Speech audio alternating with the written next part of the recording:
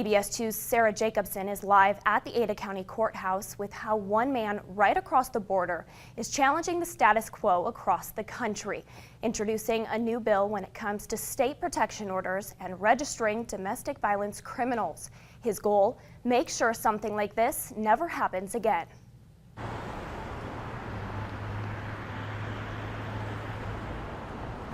Abigail, now this is a protection order. According to our media partners at the Idaho Press, a protection order just like this one was served to Edward Epps Jr.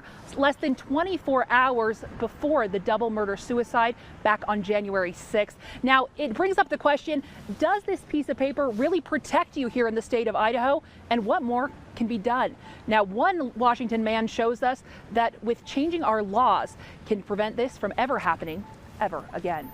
Something needs to be done. Every 9 seconds in the United States, a woman is either assaulted or beaten. There's a lot of reason for trying to change laws and create laws. For Don Estes, he says he knows the pain of domestic violence far too well. It happened on Thanksgiving, and she was just 30 years old. The fact that she left 2 kids behind and was raising 2 other kids. The night of November 26, 2017. Estes' niece, Tina Stewart, was brutally murdered by her boyfriend. He beat her to death. He beat her so bad he broke both of his own hands, compound fractures sticking out, the bones sticking out. I guess it was when we were sitting in court on January 9th, the judge, said he had a past, a violent past, and we're looking at each other going, why doesn't anybody know this? That's when Estes says he knew laws had to change.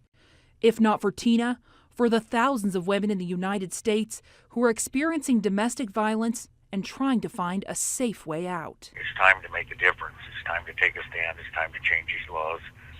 We have a registry for animal abusers across this country. Why don't we have one for people that are abusing people? And that's the question I have for Congress right now. Estes is proposing Tina's Law in every state in the U.S., making critical changes to people with domestic abuse charges. Tina's Law would require any person with a domestic violence abuse charge against them to be registered, similar to sex offenders. So these perpetrators are held accountable so they can't run, say, from Arizona to Washington or Florida to Hawaii or wherever, because they'll be on a national registry. It's a lifelong registry of felony conviction. If you have 2 or more misdemeanor offenses of domestic violence against the same person, you will go on this registry. Estes says that this type of knowledge is important for everyone, especially for those who are vulnerable. If Tina had known this guy had a violent past, she would have never went on a date with him, but she didn't know. And so many other Tinas out there that don't know about these people with violent pasts. And so we just give them a safe place to look. Don Estes, who you just heard from, actually presented that bill to the Washington legislature back on Monday, and he did send that bill and has been in contact with all legislatures in all 50 states. You can read a copy of Tina's Law on our website, idahonews.com. Reporting live in Boise, Sarah Jacobson, CBS 2 News.